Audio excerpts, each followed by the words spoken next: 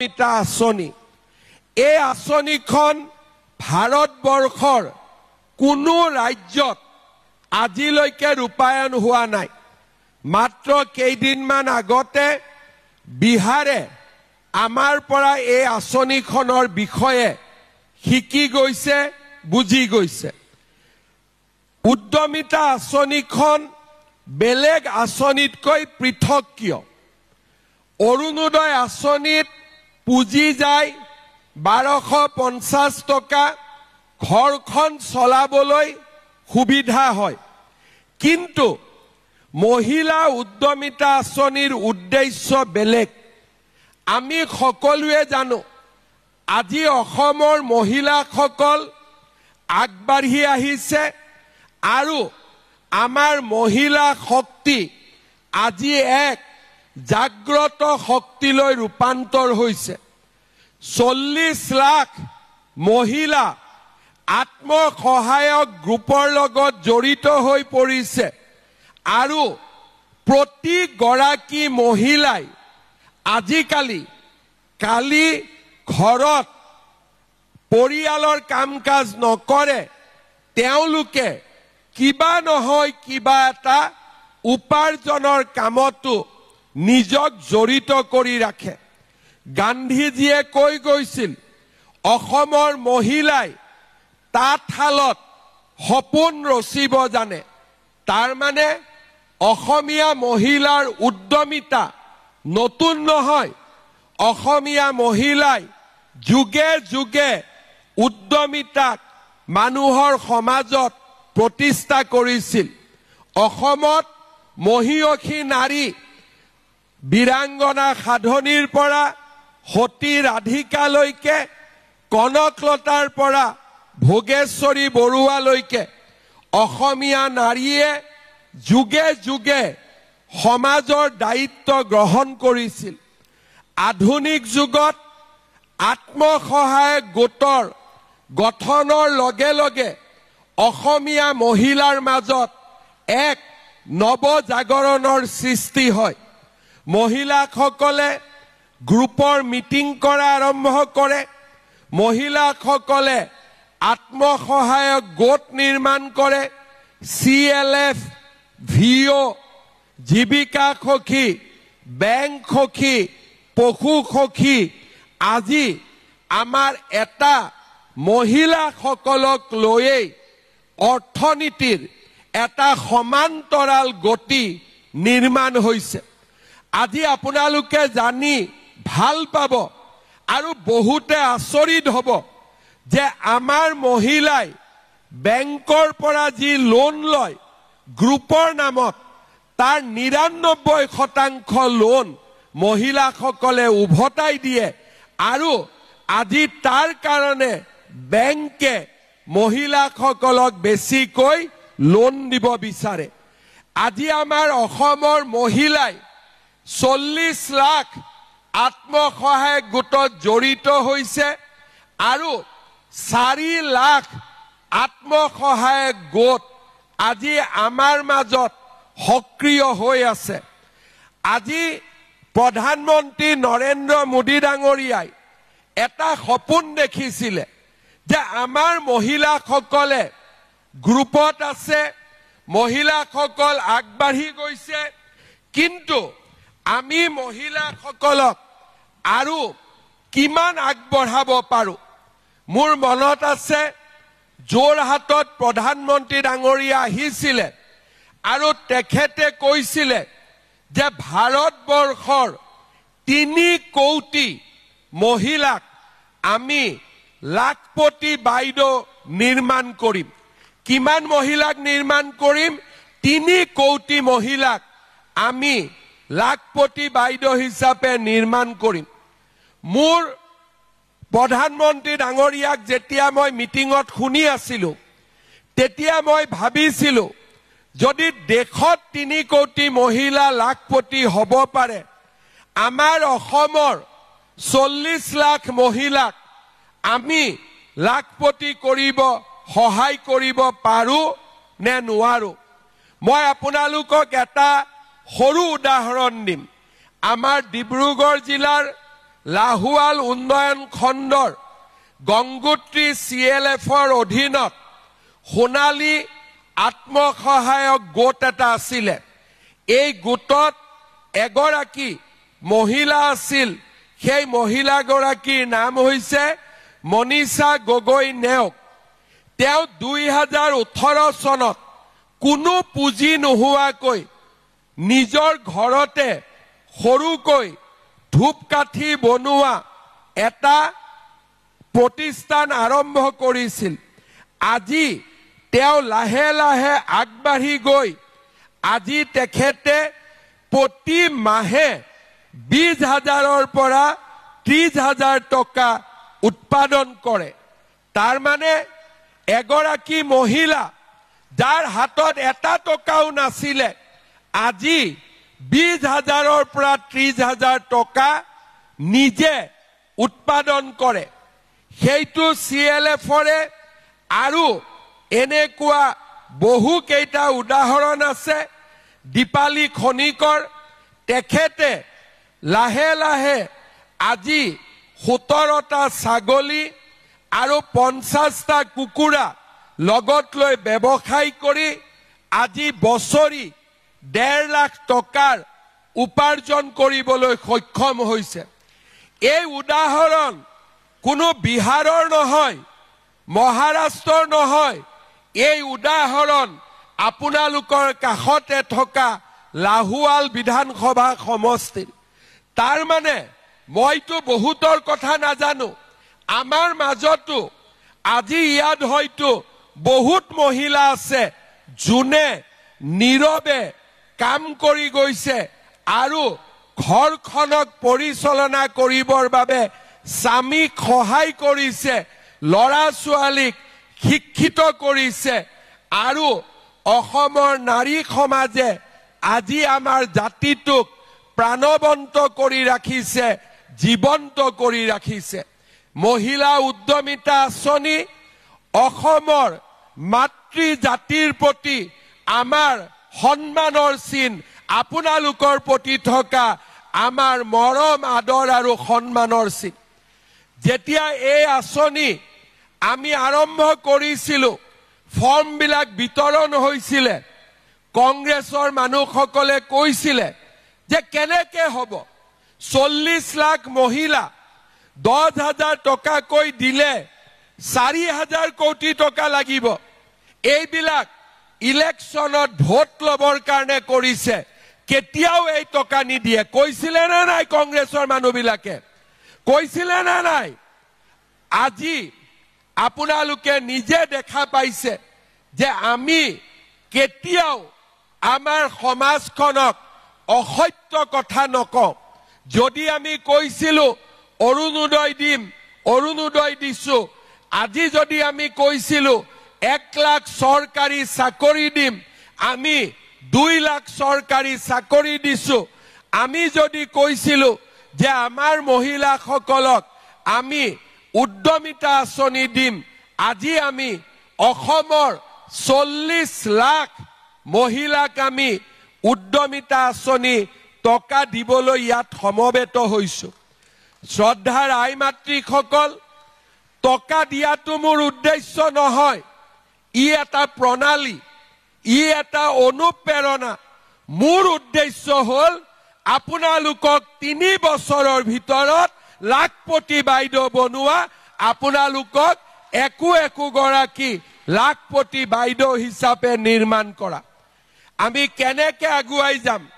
আজি আমি আপোনালোকক টকা দিবৰ কাৰণে মতা নাই, আমি আপোনালোকক উদ্যমিতা আঁচনিৰ পৰৱৰ্তী কেনেকে আমি আগবাঢ়ি যাম তাৰ বিষয়ে আপোনালোকক মই নিজে যাতে ক'ব পাৰো, তাৰ কাৰণে মই আপোনালোকৰ মাজত আহিছো।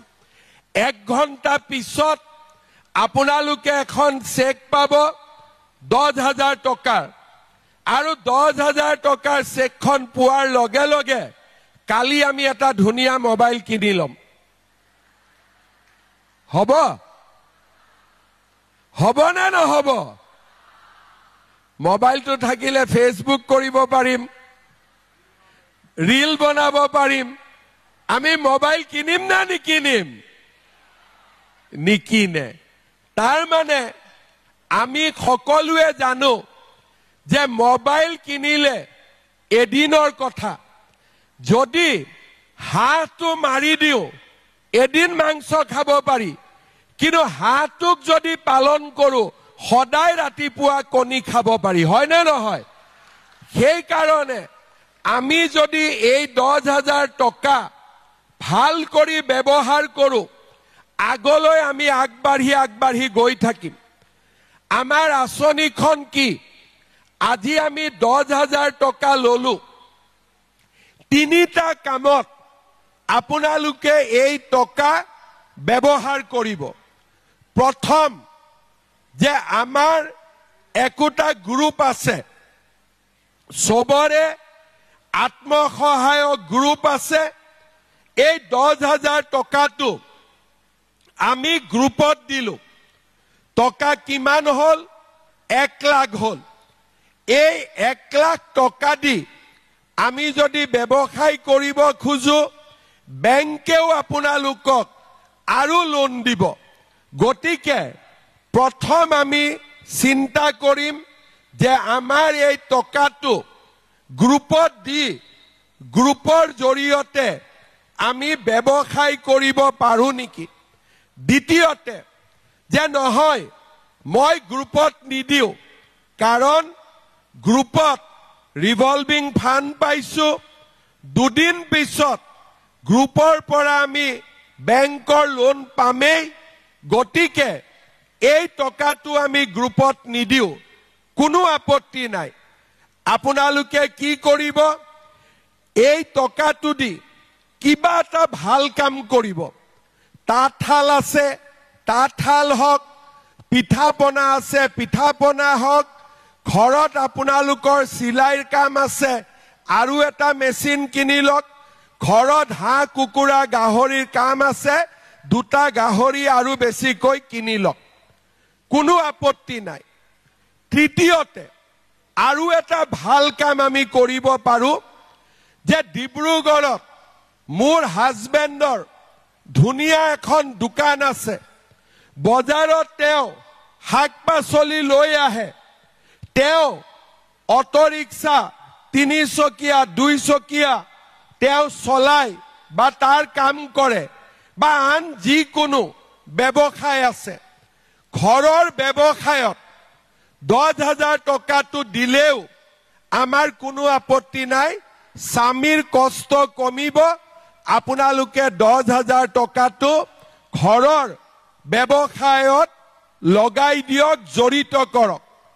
3টা, 1 নম্বৰ গ্ৰুপত দিয়ক, 2 নম্বৰ নিজে কিবা এটা কৰক, আৰু 3 নম্বৰ আমি নিজৰ স্বামীৰ লগত লগ লাগি আমি ঘৰৰ ব্যৱসায়টোক আমি আগুৱাই লৈ যাম।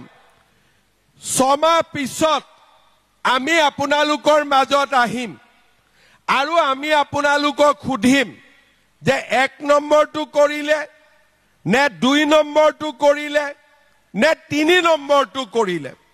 যদি আমি দেখা পাওঁ যে আপোনালোকে 1 নম্বৰ কৰিছে, নহলে 2 নম্বৰ কৰিছে, নহলে 3 নম্বৰ স্বামীৰ লগত মিলি টকাটো আপোনালোকে ব্যৱসায়ত লগাইছে, আমি আপোনালোকক দ্বিতীয় বছৰত আকৌ 25,000 টকা আমি আপোনালোকক আগবঢ়াম।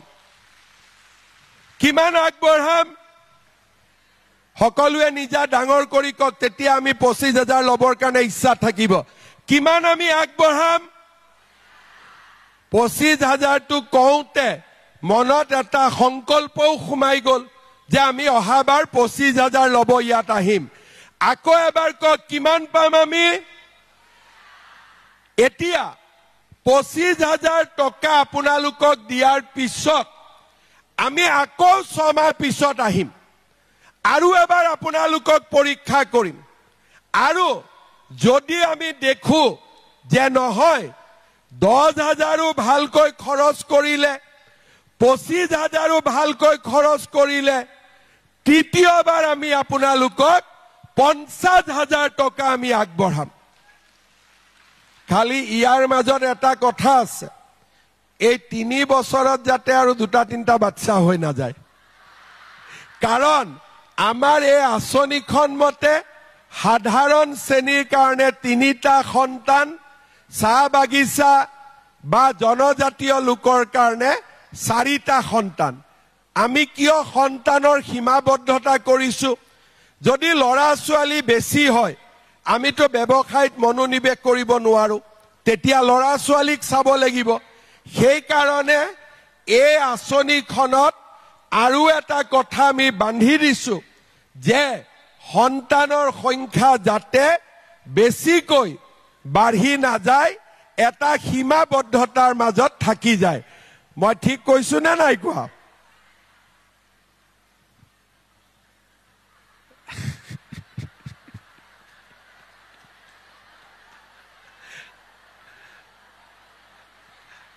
মোৰ কথাটো মনত ৰাখিব আৰু বেছি নকওঁ আৰু হ'ব যি নহক এতিয়া এই 10,000 25,000 50,000 এই তিনিওটা পুঁজি আমি যদি লগাও সমান্তৰাল ভাৱে যদি আমি কাম কৰি থাকিব পাৰো ডিব্ৰুগড়ত এই 14,000 মহিলাৰ অতি কমেও 7,000 মহিলা লাখপতি বাইদলৈকে ৰূপান্তৰ হ'বই মোৰ বিশ্বাস আছে শ্ৰদ্ধা ৰাইজ কিমানৰ ৰেচন কাৰ্ড আছে হাত দাঙকচোন সকলোৰে আছে কিমানৰ ৰেচন কাৰ্ড নাই হাত দাঙকচোন আচ্ছা প্ৰশান্ত দা এই পৰিয়ালসকলৰ ৰেচন কাৰ্ড নাই দিয়াৰ দায়িত্ব আপোনাৰ ঠিক আছে যাৰ যাৰ আপোনালোকৰ মাজত ৰেচন কাৰ্ড নাই প্ৰশান্ত দাক এপ্লিকেশ্যন এখন দি দিব হ'ব ঠিক আছে এতিয়া মই ৰেচন কাৰ্ডৰ কথাটো কিয় সুধিলো আসলতে এই গোটেই আঁচনিবিলাকক আপোনালোকে এটা বুলি নাভাবিব এই আঁচনিবিলাক যাতে সফল হয় তাৰ কাৰণে আমি এটাৰ পিছত এটা আঁচনি আনিছো যাতে এখন আঁচনিয়ে আন এখন আঁচনিৰ পৰিপূৰক হ'ব পাৰে আজি আপোনালোকে চাওক মহিলা উদ্যমিতা পালো লগত আমি অৰুণোদয় আঁচনিও লাভ কৰিলো 1250 টকা অৰুণোদয়ত পালো এইবাৰৰ পৰা অৰুণোদয় পৰিয়ালে যদি ৰন্ধন গেছৰ সিলিন্ডাৰ কিনে আমি নতুনকৈ আৰু 250 টকা আই মাতৃসকলৰ বেংক একাউণ্টত দিম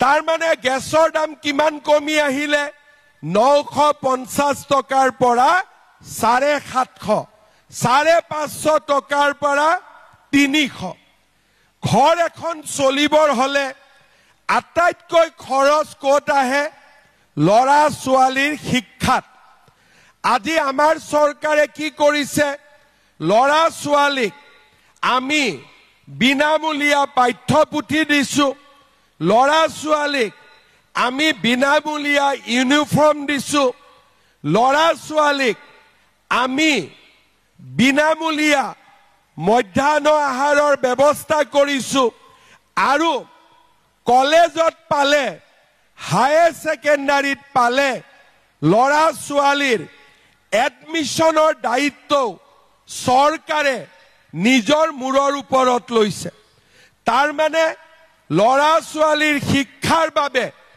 আজি আমাৰ সমাজে আমাৰ পিতৃ মাতৃ সকলে আগতকৈ কম টকা খৰচ কৰিব লাগে এই মাহৰ পৰা নিযুত মইনা আঁচনি আৰম্ভ হ'ব কলেজত গলে ছোৱালী সকলে মাহত 1000 1250 আৰু 2400 টকা ইউনিভাৰ্সিটিত গলে 2500 টকাকৈ মাহত চৰকাৰৰ পৰা পাব